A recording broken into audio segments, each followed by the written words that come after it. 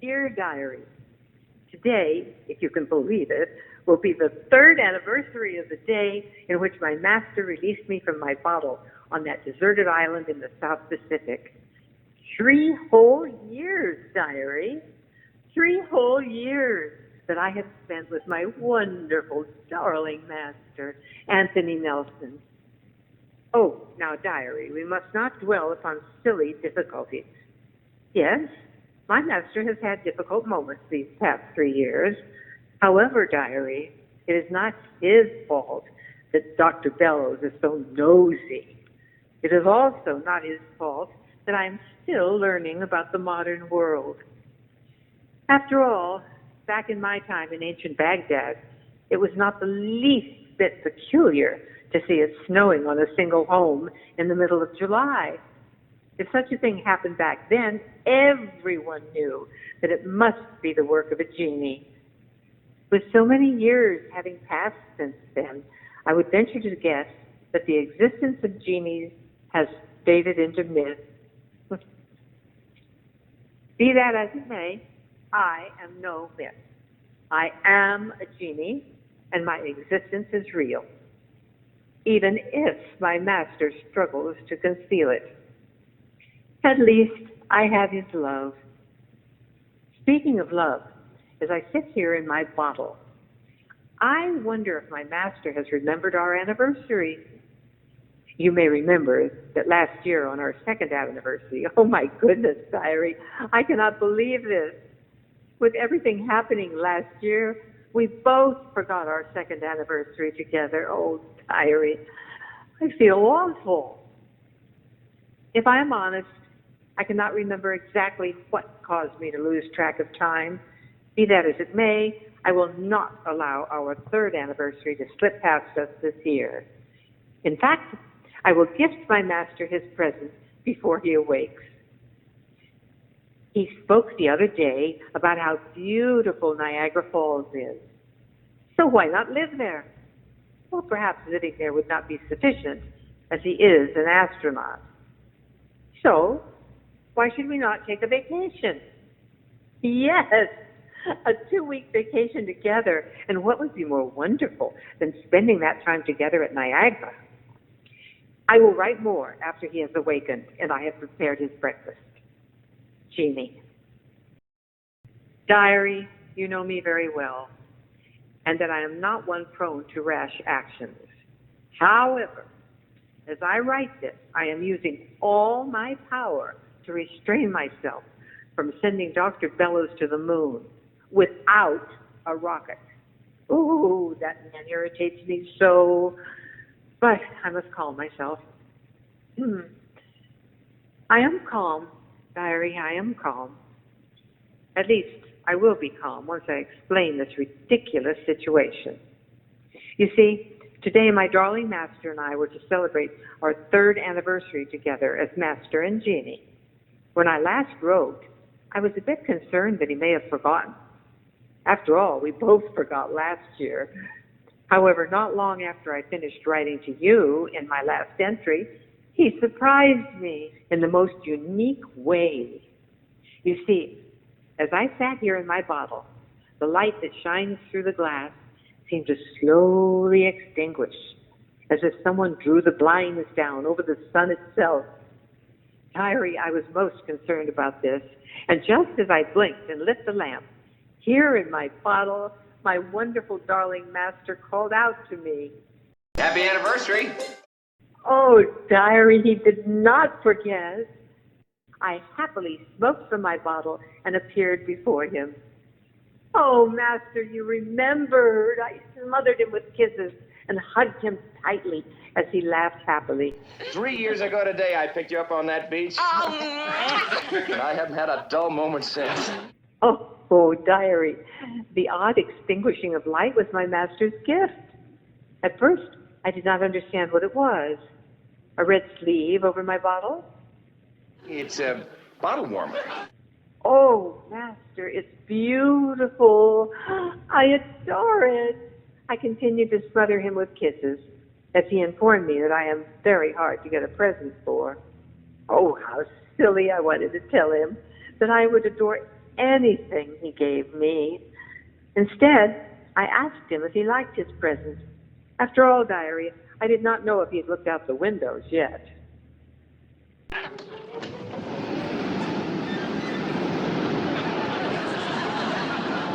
Niagara Falls?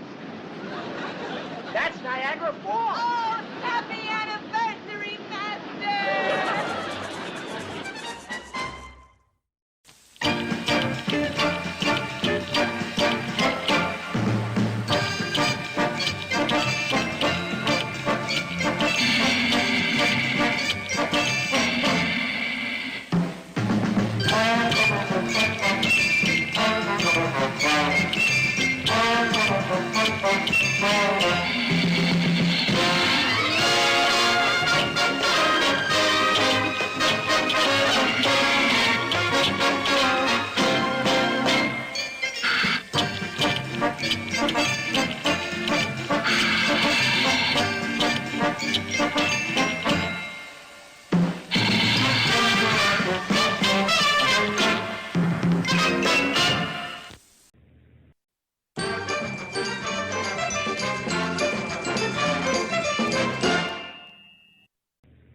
Oh, now, diary, where was I? Oh, yes, Dr. Bellows. No, not yet. I'm still too angry to mention him. So I will continue where I left off. My darling master looked out the window and was shocked to see Niagara Falls. Oh, diary. He was so shocked that he thought I had blinked and moved Niagara to Cocoa Beach. Oh, I did not move Niagara Falls, master. I moved the house. When I began to tell him my idea of a restful, relaxing 2-week vacation, he stopped me. Jeannie, look, I love the idea. I appreciate it very much, but I don't have time to take a 2-week vacation. I've already planned to take the day off, and I'm going to show you a wonderful time. But first, link us back to Cocoa Beach. So I blinked and returned my master's home to its place at 1020 Palm Drive in Cocoa Beach. Just as he began to tell me about his plans for us, beginning at a trip to the carousel, the phone rang. Diary, I did not hear what Dr. Bellows said. However, I saw the concern on my master's face. He explained after he hung up the phone that he did not think it was anything important and that he must hurry to NASA. Diary, as I write this, I am again finding myself struggling not to make history for NASA by sending its only psychiatrist to the moon. So my master returned from NASA a moment ago and began to get changed from his Air Force uniform to a civilian suit, which I cannot deny he was most beautiful in, but that is of no significance. Diary, he told me he could not take me out tonight. Just as he began to explain the situation, the phone rang again. I do not believe I need to tell you who it was. Yes, diary, Dr. Bellows. Oddly, my master asked for me to go get him a cup of coffee. I was not born yesterday, diary, so as I went to the kitchen, I blinked up another phone to listen in on my master's conversation. All I can be sure of at this moment is that my master is to meet up with some woman named Marion at the airport. Oh, diary, I am calm. I am calm. I now have 2 people to send to the moon, Dr. Bellows and some woman named Marion. Yes, diary, I overheard Dr. Bellows telling my master that Marion would accompany him. Before he could leave, I brought him that cup of coffee with a strong dose of black pepper.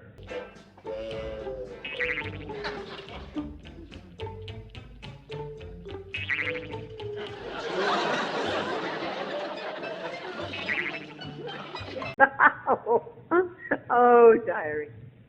He thinks he has me fooled. He also thinks I will be satisfied with having a dinner date here at home with Roger. Oh, has he underestimated this, Jeannie?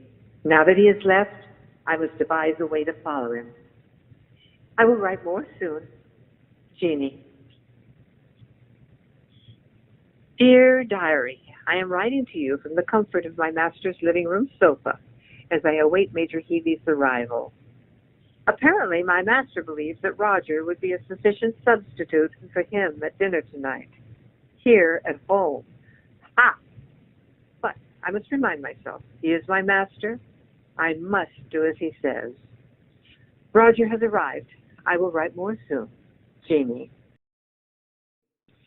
Diary, Roger arrived and informed me that he would be taking me to a foreign film, the last year at Marienbad. Marion! Oh, Diary! I could not restrain myself any longer, and I blinked out. If my master wishes to evade me and go on a trip with this Marion, I will not stand by and allow it to be a smooth trip. So in a blink, I appeared on the airplane in my best flight attendant's outfit. Without going into far more detail than I desire to write, I will simply say that my master has yet again deserted me. I appeared on the plane and found him cozied up to a brunette in a pink dress who he continually found ways to paw all over. Truly, Diary, he could not keep his hands off of her. That he was not attempting to help me with her seatbelt. He was adjusting her seat. Diary, it is one thing to be a courteous passenger, but this truly takes the cake. Every time I was sure to blink, and I must say it was quite amusing. Every moment he spent trying to attend to her needs, I was sure to embarrass him at every chance. Oh, Diary, you should have seen it.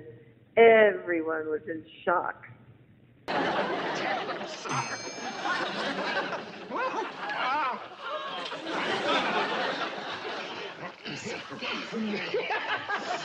You again. Buckled.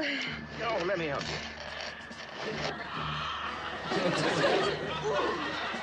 I can't seem to get it loose.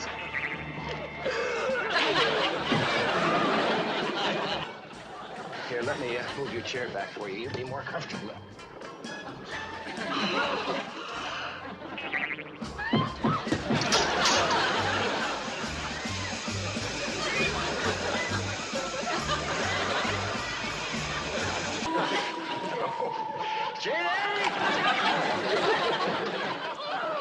I don't know who you are, but you shouldn't be allowed out without your keeper.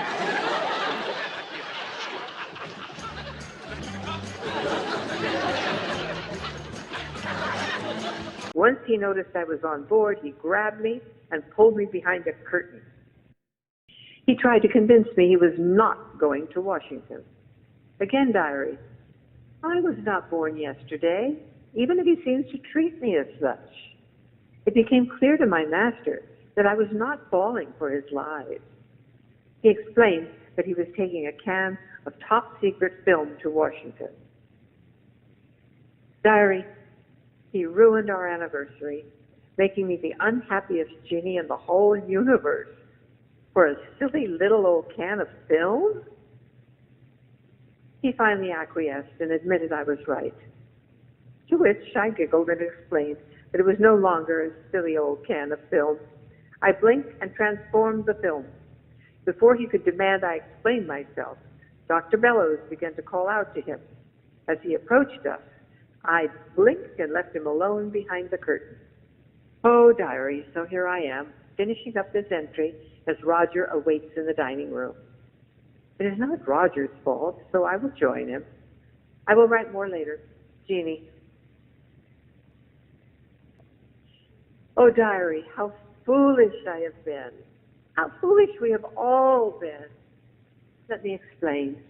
So as Roger and I sat through what may have been the most boring dinner I have ever had, Roger began trying to placate my temper.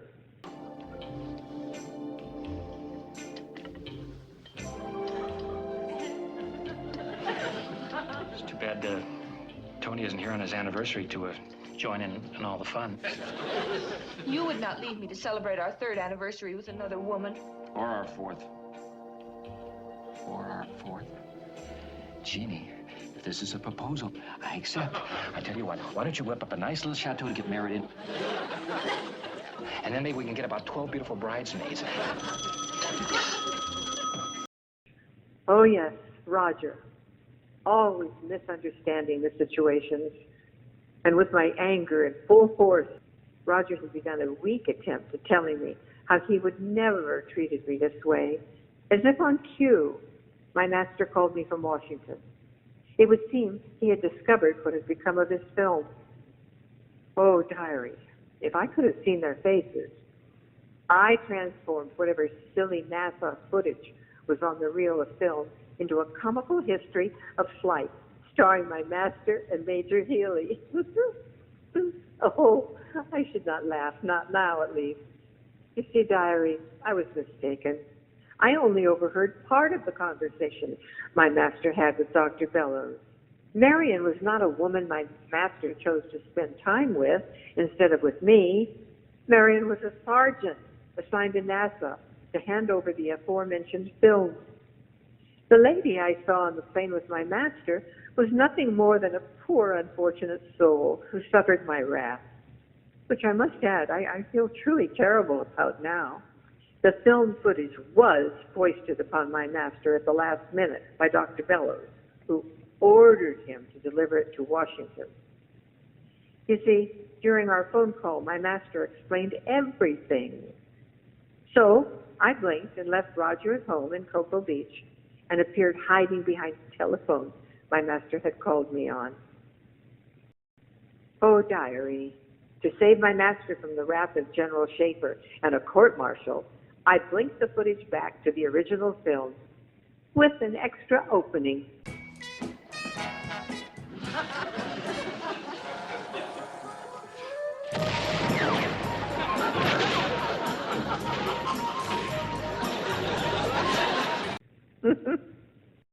Oh, well, 3 years, diary. My darling master said he hasn't had a dull moment. So, here's to many more not dull moments. Oh, until then, Jeannie.